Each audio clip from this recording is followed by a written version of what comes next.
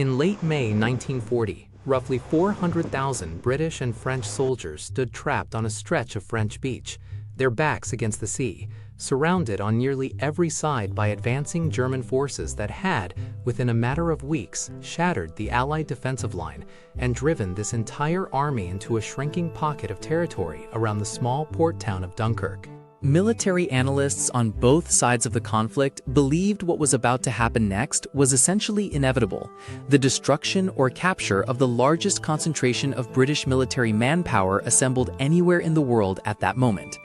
What actually happened over the following 9 days would become one of the most extraordinary rescue operations in military history, an evacuation that ultimately saved the overwhelming majority of those trapped soldiers, accomplished not only through the efforts of the Royal Navy, but through the participation of hundreds of small, ordinary civilian boats, fishing vessels, pleasure yachts, and passenger ferries, whose owners sailed directly into a war zone to bring their countrymen home. This is the true story of the Dunkirk evacuation, Operation Dynamo, and the improbable rescue that Winston Churchill himself would later describe not as a victory, but as a deliverance. By May 1940, the German military's invasion of Western Europe had proceeded with a speed and tactical effectiveness that caught Allied military planners genuinely off guard. Employing a combination of rapid armored advances and coordinated air support that allowed German forces to bypass the extensive fortified defenses France had constructed along its eastern border,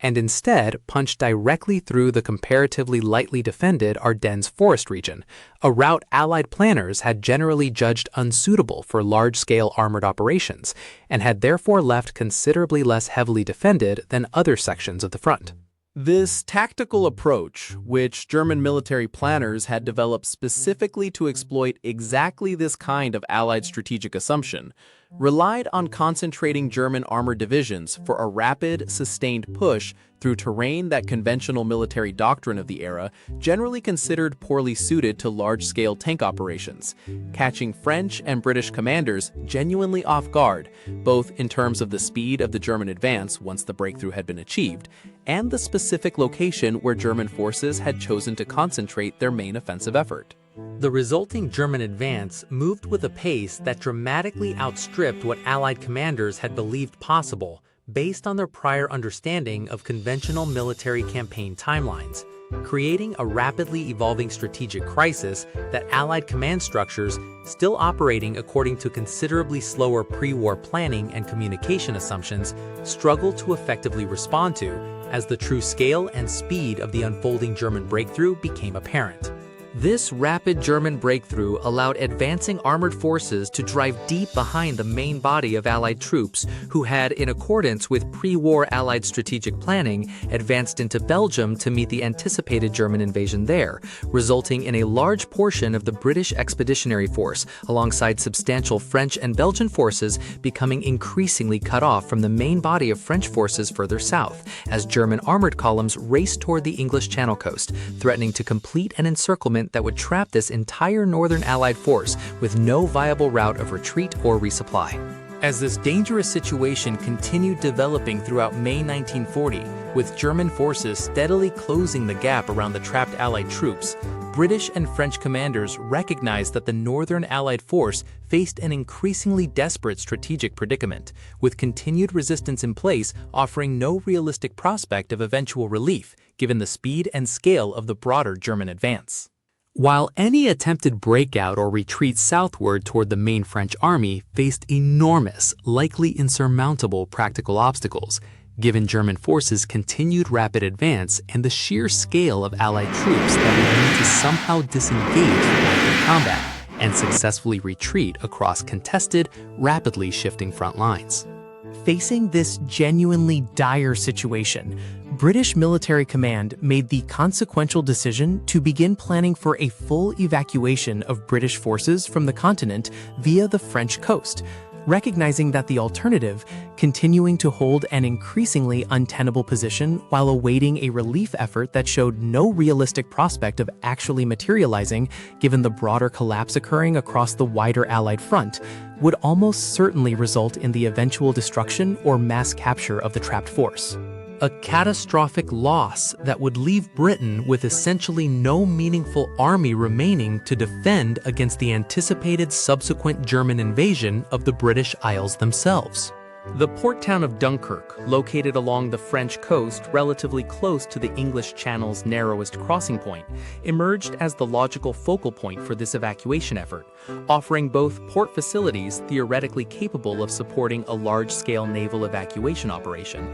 and a location whose proximity to English shores offered at least some realistic prospect of successfully transporting the substantial number of troops requiring evacuation across the Channel in the limited time available before German forces could complete their encirclement and eliminate any remaining evacuation opportunity entirely. The evacuation effort, formally designated Operation Dynamo and placed under the command of Vice Admiral Bertram Ramsay, operating from the naval headquarters at Dover, began on May 26, 1940, initially planned with what British commanders themselves recognized as deeply pessimistic expectations regarding how many of the trapped soldiers might realistically be successfully evacuated before German forces could either overrun the remaining defensive perimeter around Dunkirk or render the port facilities themselves unusable through sustained bombing and artillery bombardment. Initial planning estimates for the operation reportedly anticipated that perhaps 30,000 to 40,000 troops might realistically be evacuated under the difficult circumstances the operation faced, a sobering assessment reflecting genuine uncertainty regarding how long the shrinking defensive perimeter around Dunkirk could realistically be held against continued German pressure. How effectively the evacuation effort could actually load and transport troops given the port's damaged facilities and the constant threat of German air attack, and how long favorable weather and sea conditions in the Channel might realistically be expected to hold, given the operation's complete dependence on relatively calm water conditions for the kind of small vessel operations the evacuation would increasingly come to depend upon. The port of Dunkirk itself had already sustained significant damage from German bombing rates by the time the evacuation effort formally began, severely limiting the port's capacity to support the kind of large-scale shiploading operations that would normally be required to efficiently evacuate hundreds of thousands of troops, forcing evacuation planners to develop alternative loading methods, including having troops wade out into the shallow coastal waters directly from the beach itself to board smaller vessels capable of navigating close to shore, before these smaller vessels then ferried the evacuated troops out to larger ships waiting in deeper water further offshore.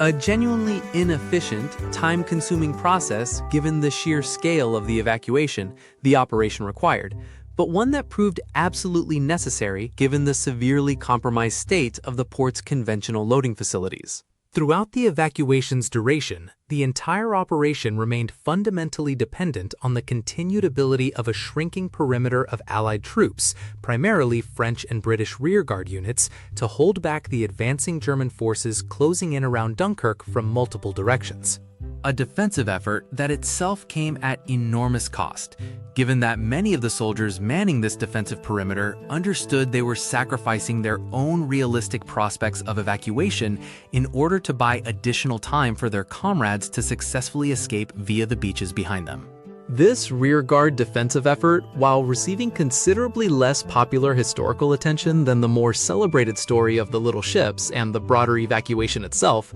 represented an essential, genuinely costly military achievement in its own right, without which the evacuation's ultimate success would have been considerably less certain, given how quickly German forces might otherwise have been able to overrun the beaches and evacuation points entirely. It was this specific logistical challenge, the fundamental mismatch between the enormous number of troops requiring evacuation and the port's severely limited capacity to efficiently load them onto larger naval vessels and transport ships that ultimately led British naval authorities to make the historically consequential decision to call upon civilian vessel owners across southern England to volunteer their boats for participation in the evacuation effort. Recognizing that the hundreds of small fishing boats, pleasure craft, and other civilian vessels moored throughout coastal England represented a genuine, if unconventional, additional resource, capable of navigating the shallow coastal waters near Dunkirk's beaches in ways that larger naval vessels simply could not. This call for civilian vessel participation, which would go on to produce one of the most enduring and celebrated aspects of the entire Dunkirk evacuation's historical legacy, resulted in an extraordinary response from ordinary British civilians. Many of whom volunteered their own personal boats, and in numerous documented cases, personally piloted these vessels across the channel themselves, despite having no military training and full awareness that they would be sailing directly into an active war zone, subject to ongoing German air attack and artillery bombardment. The motivations that drove these ordinary civilians to volunteer their vessels, and in many cases their own personal participation in such an extraordinarily dangerous undertaking, varied considerably from individual to individual, but generally reflected some combination of genuine patriotic conviction regarding the gravity of the national crisis Britain now faced, personal connections to family members or friends serving among the trapped soldiers, and a broader sense that ordinary citizens possessed both the practical capability and the moral obligation to contribute directly to the war effort at a moment when Britain's professional military resources alone appeared genuinely insufficient to the scale of the evacuation challenge at hand. Naval authorities coordinating the little ship's participation worked to provide at least basic guidance and, where possible, naval personnel to assist with navigation and vessel operation. But the fundamentally voluntary, civilian character of this contribution meant that many vessel owners ultimately operated with minimal formal military oversight or support, relying primarily on their own personal seamanship skills and determination to successfully complete the dangerous crossing and contribute meaningfully to the broader rescue effort. The resulting flotilla of civilian vessels that participated in the evacuation, which would come to be popularly remembered as the Little Ships of Dunkirk, ultimately included several hundred individual vessels, ranging from small fishing boats and pleasure yachts to larger passenger ferries and other commercial craft, each contributing whatever capacity their particular vessel offered toward the broader evacuation effort. Repeatedly making the dangerous crossing back and forth across the channel to ferry evacuated troops from the shallow waters near Dunkirk's beaches out to larger waiting vessels, or in many cases, directly transporting evacuated soldiers all the way back across the channel to English shores themselves. The conditions these civilian vessel operators faced throughout the evacuation proved genuinely dangerous, with German aircraft conducting sustained bombing and strafing attacks against the evacuation beaches and the vessels operating near them throughout the operation's duration. While German artillery, as the defensive perimeter around Dunkirk continued gradually contracting under sustained German pressure, increasingly brought portions of the evacuation area within range of direct bombardment, creating a genuinely hazardous operational environment that claimed numerous vessels and lives throughout the evacuation's 9-day duration. Losses that fell not only on professional naval personnel, but on the civilian volunteers who had chosen to place themselves in this danger entirely voluntarily. Overhead, the Royal Air Force conducted sustained fighter operations specifically intended to contest German air superiority over the evacuation beaches and the channel crossing routes the evacuation vessels depended upon, a critical, if sometimes underappreciated, contribution to the operation's overall success. Since, without at least some meaningful degree of contested air cover, the evacuation fleet would have faced even more severe losses to sustained, unimpeded German air attack.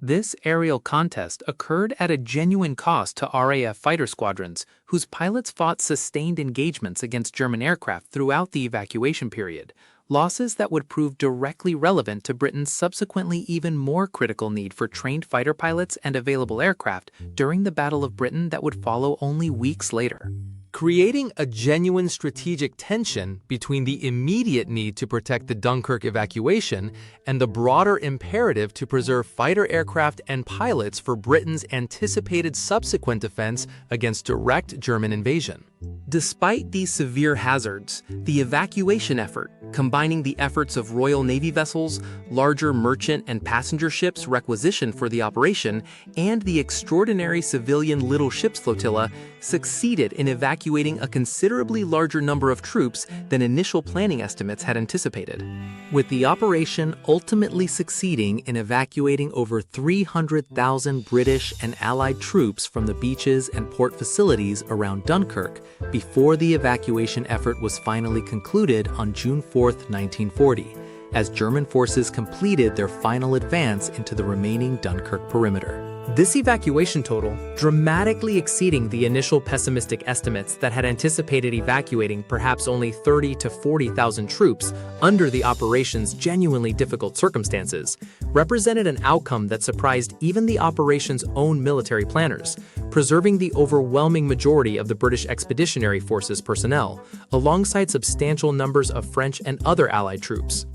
providing Britain with the core trained military manpower that would prove absolutely essential to the country's continued defense in the critical months that followed, even as virtually all of this evacuated force's heavy equipment, vehicles, and weaponry had to be abandoned on the beaches and surrounding French countryside, representing a severe material loss that would take considerable time and industrial effort to replace in the months ahead. Winston Churchill, who had become Prime Minister only weeks before the evacuation began, amid the very crisis the German invasion had precipitated, delivered a now famous address to the House of Commons following the evacuation's conclusion, in which he took considerable care to emphasize that the successful evacuation, however remarkable an achievement it genuinely represented, should not be mistaken for a military victory, explicitly cautioning against the danger of the public interpreting the operation's success as suggesting the broader military situation facing Britain was anything other than genuinely dire, while simultaneously recognizing the operation's profound significance in preserving the trained military manpower that would prove essential to Britain's continued ability to resist the anticipated German invasion that many believed might follow in the weeks ahead. This same address, delivered on June 4, 1940, the very day the evacuation officially concluded, would go on to become one of the most celebrated pieces of wartime oratory in British history, containing Churchill's now famous declaration that Britain would fight on the beaches, in the fields, in the streets, and in the hills, and would never surrender. Language specifically crafted to rally British public resolve at a moment when the rapid collapse of Allied resistance across continental Europe had created genuine, widespread uncertainty regarding Britain's own prospects for successfully resisting the anticipated German invasion. That many observers, both within Britain and among neutral international observers, considered a genuinely likely near-term possibility, given the speed and scale of Germany's recent continental military successes. Churchill's careful, deliberate framing of the evacuation as a deliverance rather than a triumph reflected a genuine strategic communication challenge he faced in this moment, needing to acknowledge and draw genuine public inspiration from the remarkable civilian and military effort the evacuation had represented, while simultaneously ensuring the British public did not lose sight of the sobering reality that the broader military campaign in France had nonetheless ended in genuine defeat, with virtually the entire British Expeditionary Force's heavy equipment and weaponry abandoned on French beaches, and with France itself continuing to face German military pressure that would, within only a few additional weeks, result in the French government's own surrender and the establishment of German occupation across the majority of French territory. The spirit of civilian participation and improvised, determined resourcefulness that characterized the little ship's contribution to the broader evacuation effort would go on to become one of the most enduring and frequently invoked symbols of British wartime resilience and national character. A story that has been retold and commemorated extensively in the decades since the war's end, including through annual commemorative crossings undertaken by surviving little ships and their descendant vessels, retracing the original evacuation route in memory of the extraordinary civilian contribution to what remains one of the most celebrated military evacuations in modern history. The broader strategic significance of the Dunkirk evacuation success extended well beyond its immediate practical contribution to preserving British military manpower, providing a genuine, significant boost to British civilian and military morale at an otherwise extraordinarily difficult moment in the war. When the rapid collapse of Allied defenses across Western Europe had created genuine, widespread anxiety regarding Britain's prospects for continued effective resistance against the advancing German military. The successful evacuation, whatever its underlying military circumstances, provided tangible evidence that organized, determined national effort